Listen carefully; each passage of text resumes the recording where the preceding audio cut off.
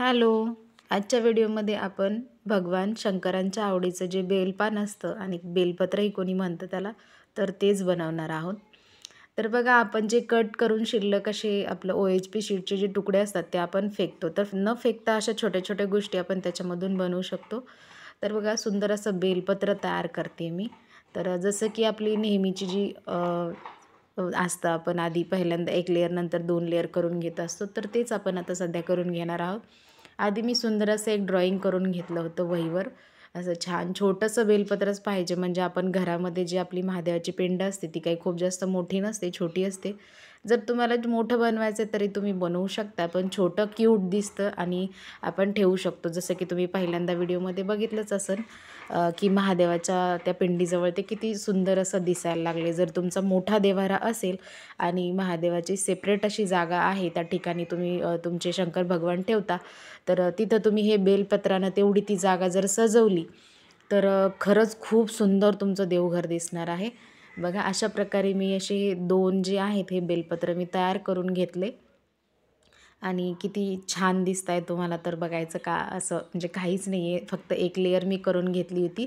जेव्हा तुम्ही 1 लेयर करून घेता तर हे पूर्णपणे पहिली जी रांगोळी असते तिला चांगलं सुकू देत, म्हणजे 10-15 मिनटामध्ये सुकून जातं. 10-15 मिनटानंतर तुम्हाला ही दुसरी लेयर करायला घ्यायची आहे. तर बघा, ही 10-15 मिनटं मी त्याला सुकू दिलेलं आहे आणि नंतर त्याच्यामध्ये थोडंसं असं शेडिंग म्हणून वेगळा कलर टाकला, काहीतरी सुंदर अजून दिसावं, ते बेलपत्र छान वाटावं म्हणून. थोडंसं असं ग्रीन कलर जो माझ्याकडे दुसरा होता ते केलं आणि असं व्यवस्थित तुम्हाला दाबून घ्यायचं आहे. फिंगरनी दाबा किंवा मग OHP शीटनी जरी तुम्ही कपड्याने त्याला प्रेस केलं तरीही चालतं. बघा, ते किती छान असं सुंदर दिसायला लागले.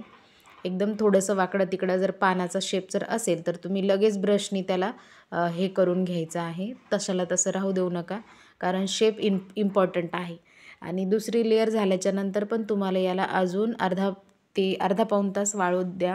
म्हणजे पूर्ण वाळलं की त्याच्यानंतर एक इन्हान्स यावा त्याच्यामध्ये, पानामध्ये अजून तो छान वाटावा म्हणून मी हा छोटासा प्रयत्न करून पाहिलेला आहे.